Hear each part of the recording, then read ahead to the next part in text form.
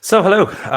Yes, as per the introduction, I'm Ash Davies, Android and Kotlin GDE in Berlin, and this talk is on everything as an API, and where I'm going to discuss how you can take the learnings and best practices from open source projects in the open source world to apply these to your implementations in your day-to-day life when you're working with code that maybe won't see the public view, but will be seen in your internal teams or perhaps by yourself.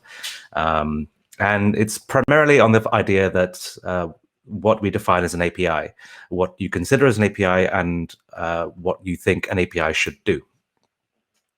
So starting right off the bat with what is an API. There are lots of different acronyms that you can use to describe an API. Some are ludicrous, and some might actually be confusing of what an API might be. But the actual definition we're going to go with here is an application programming interface. So an application programming interface is a set of functions and procedures allowing for the creation of applications that access the features or data of an operating system, application, or other service. So, my apologies, I've forgotten to share the slides.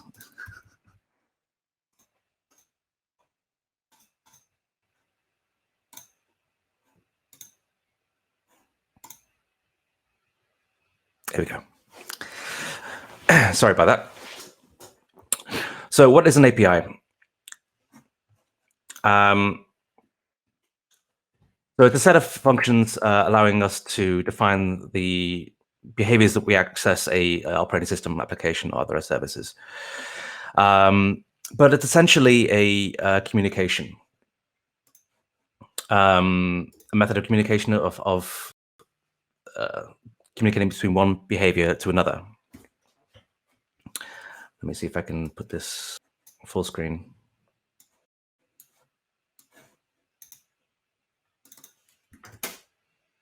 That's better. Okay. So yeah, an API is about communication and understanding and agreement between parties. It's a fundamental basis to modern behavior, and it's quite significant for anything between relationships, friendships, managing family members, and it's essential tenet of trade and commerce in the real world. But fundamentally, it's about language, and with over 7,000 languages being spoken today, not to mention the amount of dialects, there are hundreds of thousands of hello. And countless ways to communicate can make it difficult to find a common language to communicate and agree upon. So how do we manage this? So there's been significant efforts to standardize the protocol of communication, each boasting its own benefits, mostly just resulting in a different acronym to remember, and some here that I threw in myself. But let's think about what you might first assume an API to look like. What does an API look like? So you might have seen reference documents online showing something like this. Now, this is a simple curl request for the GitHub API that retrieves a list of artifacts. It uses a standard HTTP request and results with a JSON map of values that can be serialized into an object or into an array or data or anything that you should like. But this protocol is just a very small slice. There are lots of different ways of communicating with the API platform. So you've got SOAP that uses XML over HTTP, RESTful JSON over HTTP. You may be familiar with GraphQL, which is another method of communicating, which actually allows you to specify what data you're using. And you have gRPC, which is HTTP2 over protobufs, which is very nice to use. But again, it's just another method of communication. So APIs don't just exist at the top level of our application, fetching in from the outside world. It exists at every tier of our application structure, and that can be defined as APIs. So where do we lose sight of this? Where do we lose the idea that everything in our application should be an API and only the top level? An example of this consideration is actually with the Android API Council. So this is where a group of people in the Google team actually review all PRs that happen internally to then make sure that this is a logical and sensible decision for the API to make, which is very helpful for the decisions they make with the SDK. Of course, this is a public-facing API, so it's a much more contrived example, but it is a very good example nonetheless. Another example of an API that you might be more familiar with is the software development kit. Now, an SDK is often provided for an API by a platform provider that provides a very opinionated, language-specific implementation of a client for a given public API. Now, this is where you'll often find these considerations taken as well, where there's extensive documentation, there's considerations, there's test cases written, and the code is nice and clean. But again, where do we see this divide between what we see as publicly driven API code that we want very nice and clean, and maybe code that we write internally? Where's the divide? Where does it stop being clean, nice code, or perfect code, or good code, or whatever? Is it only code that's seen to the public? Perhaps it's only code that don't need to document, or code that we don't need to test. Spoilers, you'd need to test all code. It's easy to dismiss that your internal changes as less important than public APIs, that because we consume them on a daily basis, that they might not reach the same amount of people, or for whatever reason that you think that, oh, this code is less important. But why should we not hold ourselves to the same standard that we do for public APIs or open source projects? Now, the key benefits for this can be actually summed up with technical debt. So it's most evident when you're onboarding new colleagues to a project, because it results in an increased learning curve. And this also applies to yourself in the future. It doesn't take long for you to forget what the code you're working with was doing and why it was doing. Sometimes it's not so logical. Sometimes it's because of business cases or domain decisions. But it takes longer to peer review for your colleagues and for yourself.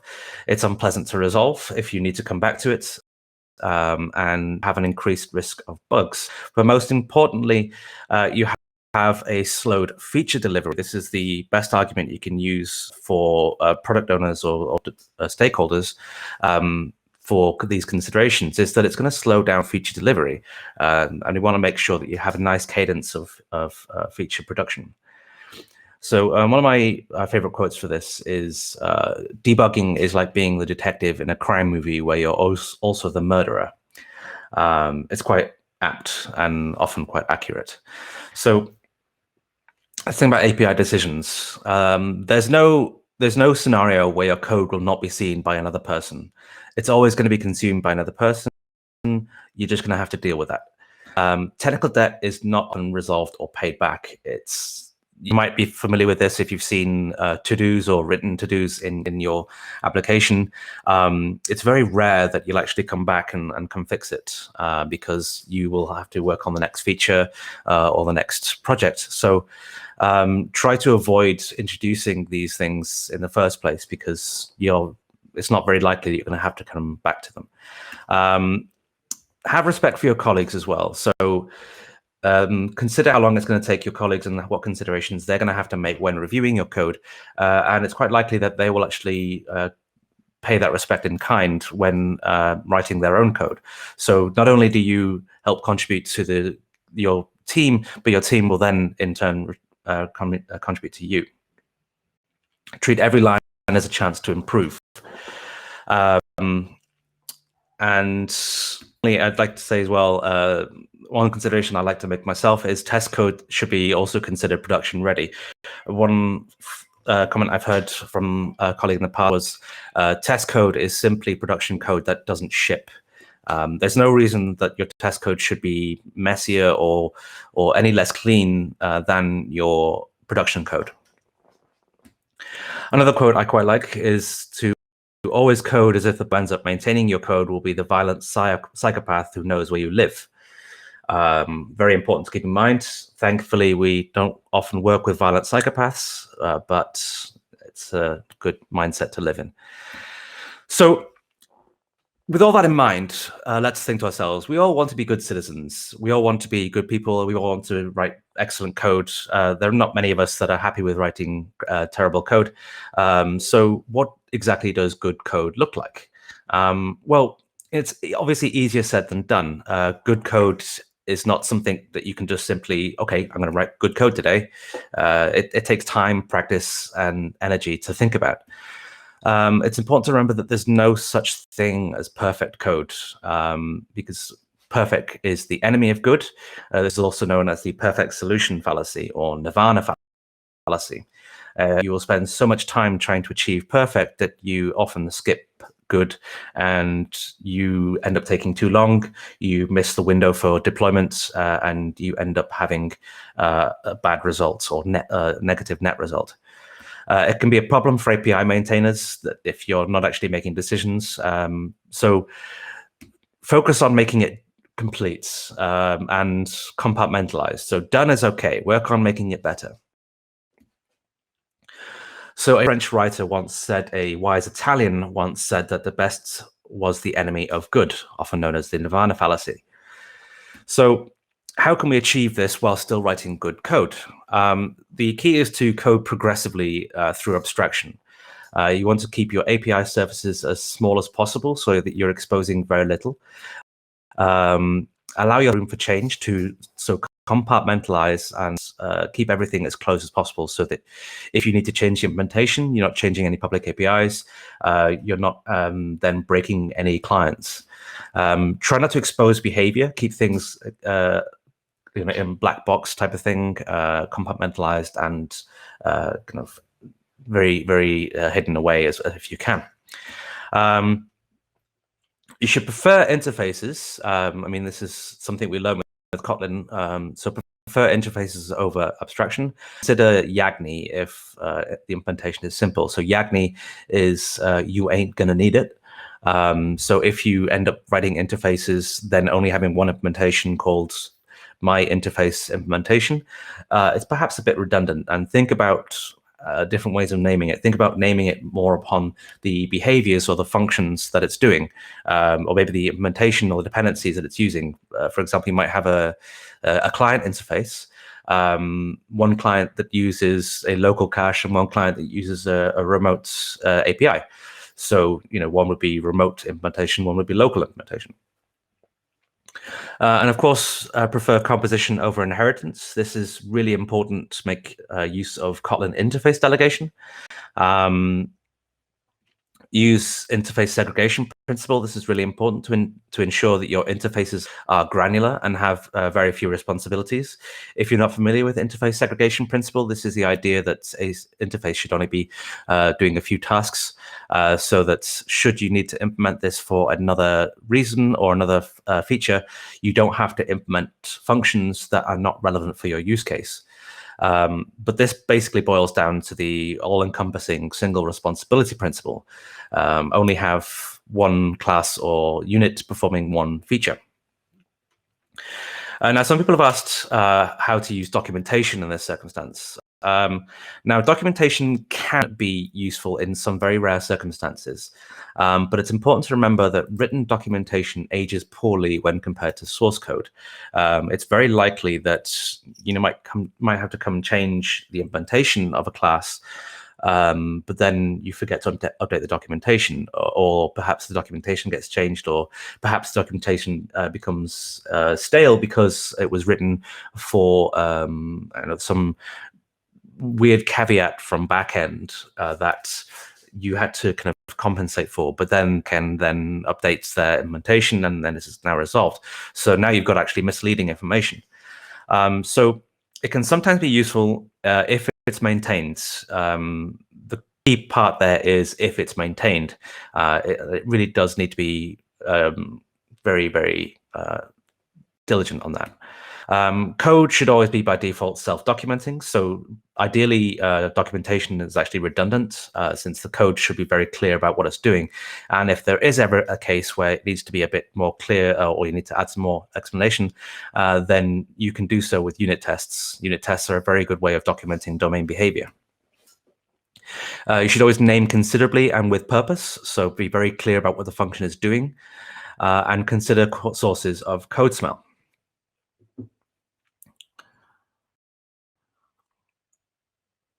Now, I like to take a bit more of an extreme approach to code smell. Now, some of you might have a very abstract idea of what code smell is. Perhaps it's a function doing too much. Perhaps it's polymorphism. Perhaps it's something else. But I like to take like an extreme programming approach. So consider perhaps conditional statements as code smell. Of course, we all have to use conditional statements. If then else, if else then this. But always consider, do you really need to use it? Can you represent it in a different way? Because it represents a different code execution path. So, of course, I'm not saying not to use conditions, but just consider them carefully. You have iteration or recursion. These, of course, can exponentially increase the performance. So, think about how you're using them and if it's necessary to use them at all. Sometimes recursion makes sense instead of iteration, and sometimes iteration makes sense instead of recursion. Polymorphism is the idea that something is doing more than one thing or behaves differently given different inputs, given the same inputs. This should generally be avoided, as it makes it unpredictable and unreliable. Mutability is always a bad thing. We've learned this from functional programming. You just try and avoid mutability, and Kotlin makes this a bit easier to achieve with its differentiation between mutable lists and immutable lists. My apologies, cats seem to have no regard for conference planning. So significant indentation as well is another sign of code smell. You might be familiar with a callback hell, or familiar with this Hadouken meme, which shows this severe indentation.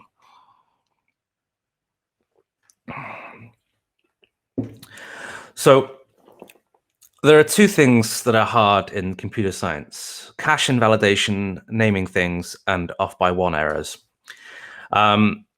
Think about meaningful names. Naming is hard. We all know this. It's one of the most difficult things in computer science. But it really is important when you're writing clear and indicative code. So given this contrived example of a simple statement, obviously it's contrived. What is this snippet doing? It's very unclear what it's doing, and it's very kind of not very helpful. So, what are we iterating over here? What's the index? What are we connecting to? What's the client? What's the throwable and what's the exception? Why are we ignoring it? What's going on here? So even adding some simple things like some meaningful names here, like the index, and that we're using a client and we're connecting to the index, and that we're actually ignoring the throwable, gives us some more indication of what's going. One of my pet hates is not using meaningful naming for exceptions or indexes. If your exception is rethrown, then call it rethrown. If it's being handled, then call it the type of exception that it is. Don't, of course, catch generic throwables or exceptions. Always try and catch specific exceptions. There should be lint errors that give you ideas about this. But as well, calling it ignored here will actually suppress the lint error saying that you're not handling it. Also consider the entire signature of the method. There's a lot of contextual information here that gives you information about what the method is doing, not just the name of the function. So, we have the internal keyword, which is the strongest tool in our arsenal for ensuring module visibility. The method is suspended, so it's going to asynchronously perform some behavior. Maybe it does something on the IO thread, or performs some data operation. Uses the infix function notation, which means you can ignore the brackets and then have a bit more of a human-readable syntax. You've got the receiver, so this is operating on a string. The name, it should be short, descriptive, and accurate. And don't forget to remember about command and query separation, using a verb when appropriate. So command query separation is the idea that your function should either do one of two things, but not both.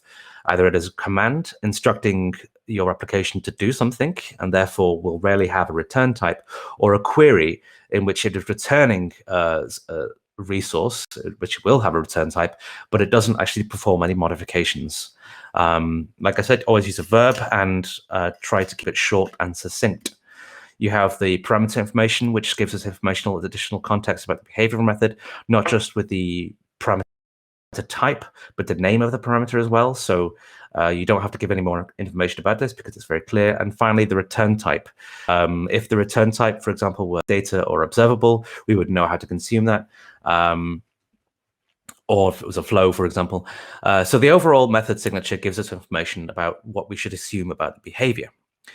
So here are some bad examples from my own code and from some public code. So you've got some methods that attempt to perform a function and a return, or duplicate the name and the parameters of the method name. So for example, update claim with policy details. It's already quite clear in the method signature that you've got policy criteria and identifiers and a claim here. So is it really necessary that you're actually updating the claim? Or updating with policy details, because you're actually already saying that. Perhaps also it might be that update would be too ambiguous, so you could then have it as an extension function on claim.update, then have the policy criteria. That would be much more clear and succinct. You have get if not set with defaults. Now this is a lot of words in one name, and it requires a lot of cognitive overload here to try and think about, well, what is this doing? So it's getting if not set with default. So will it set the value if it's not set? Will it set the default value, or will it ignore that? Will it return nullable? Here it's actually not nullable. So what will it do if it is not there?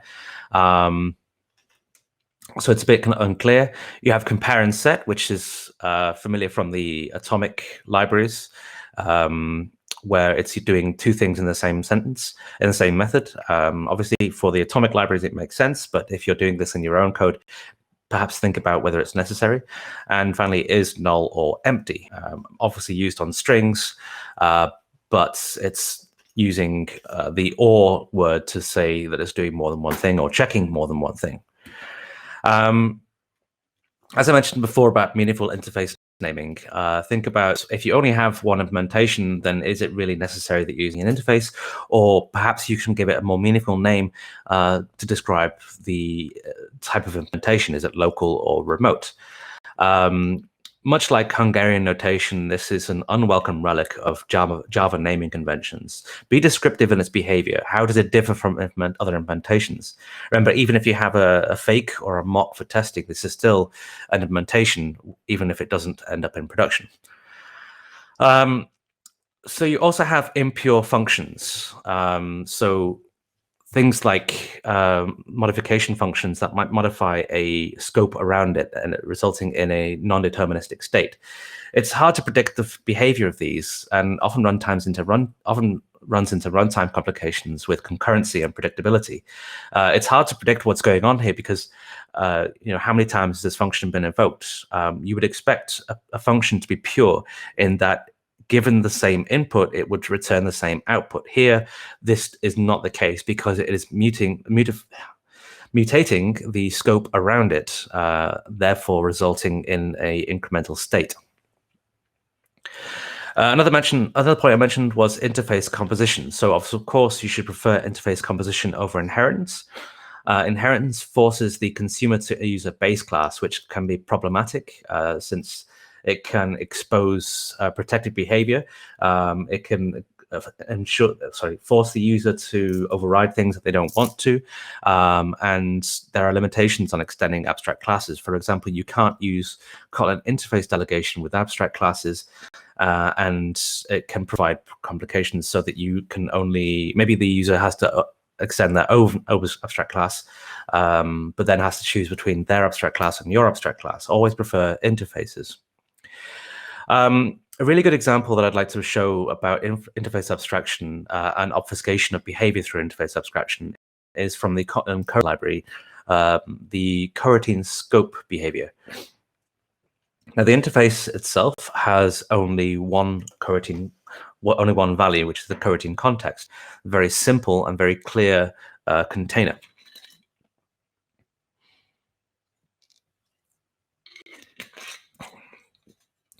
The context scope, which is defining the implementation of coroutine scope, that it has a coroutine context, has a very simple and internal implementation.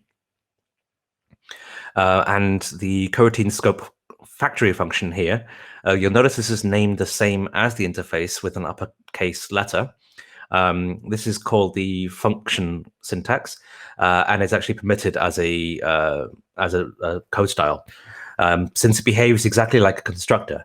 And that's one of the really nice things I like about coroutines and Collins, sorry, is that by omitting the new keyword in creating new objects, it actually makes the constructor the same as a normal function.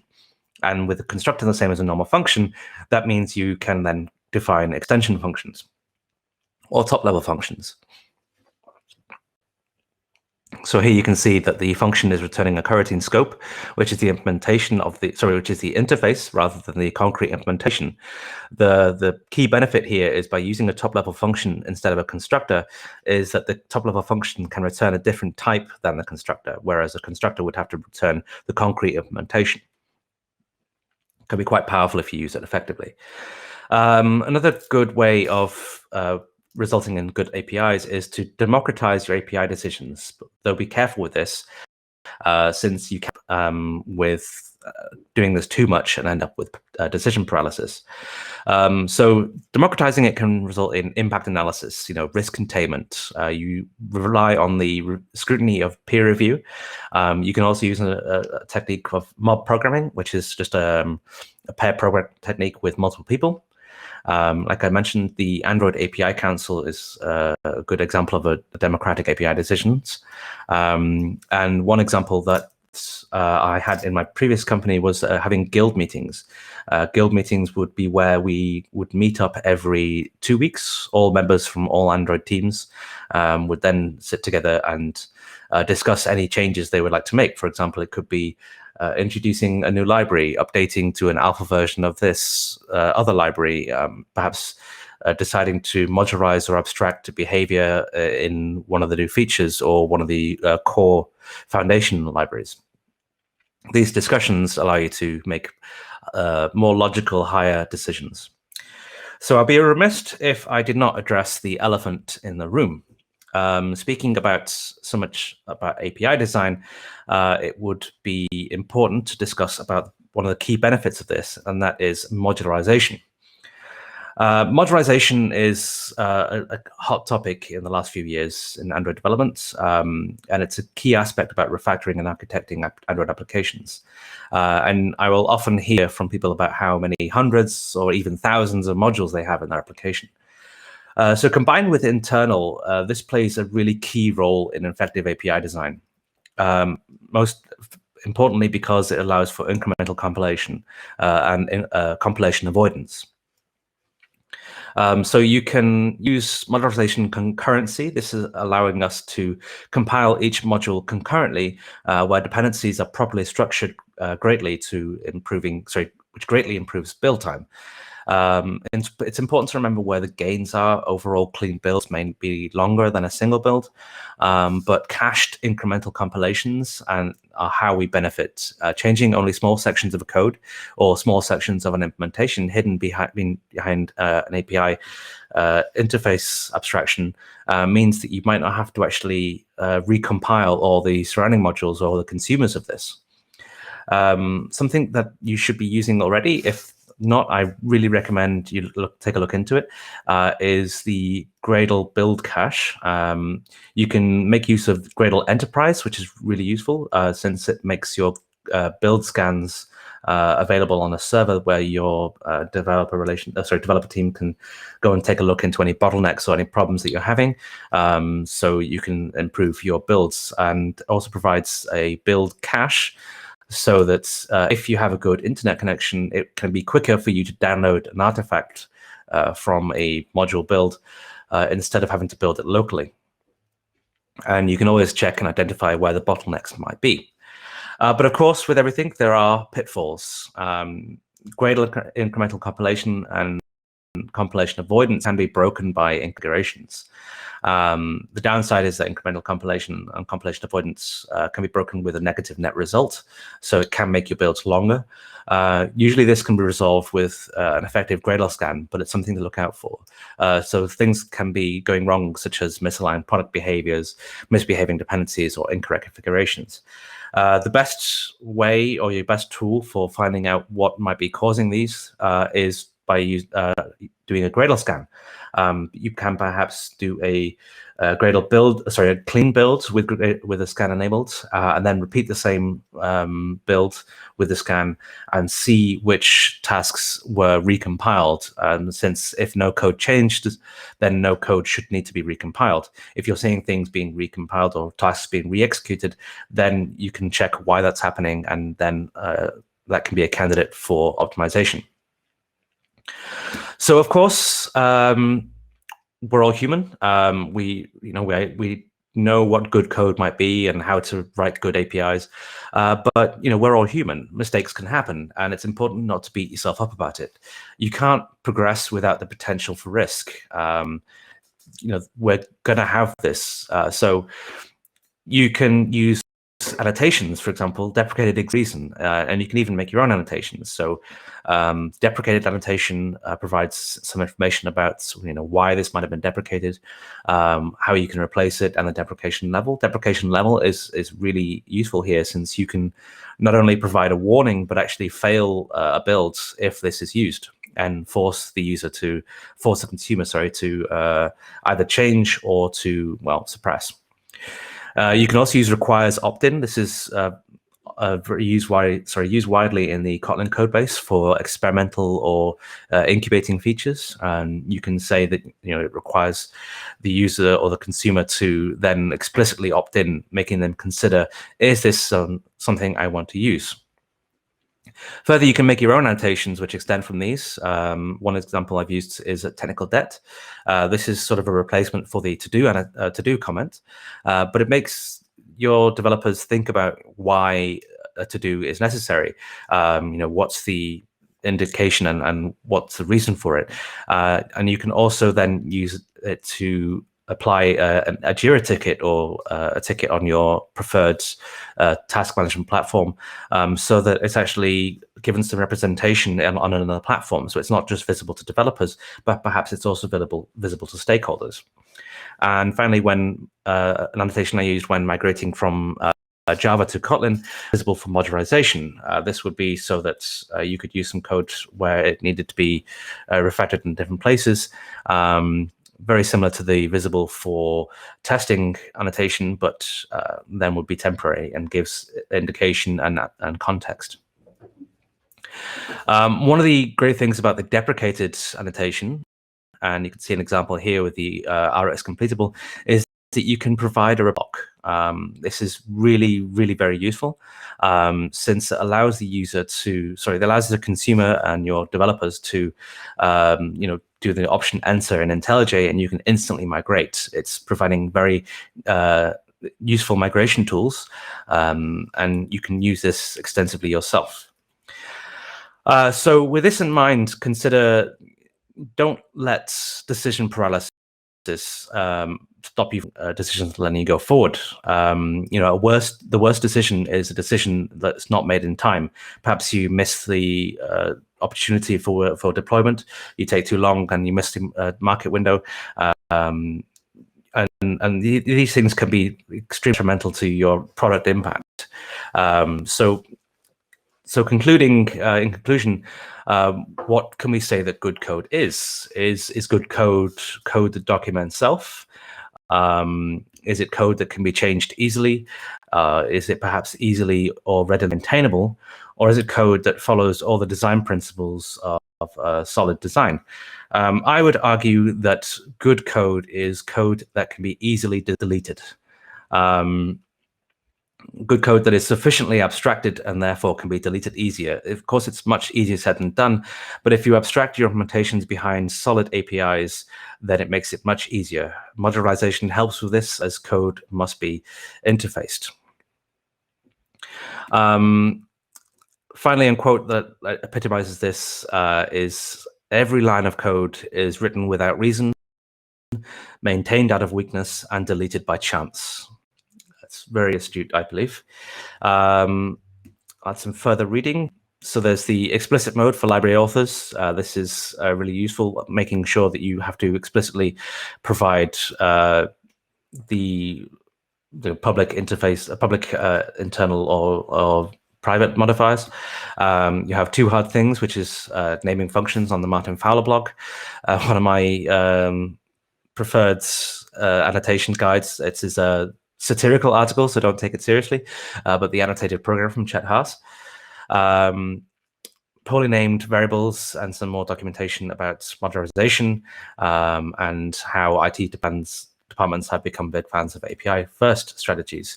I will be sharing these links with the slides after this presentation, but you can find them all already on SpeakerDeck. And that's everything. Thank you very much.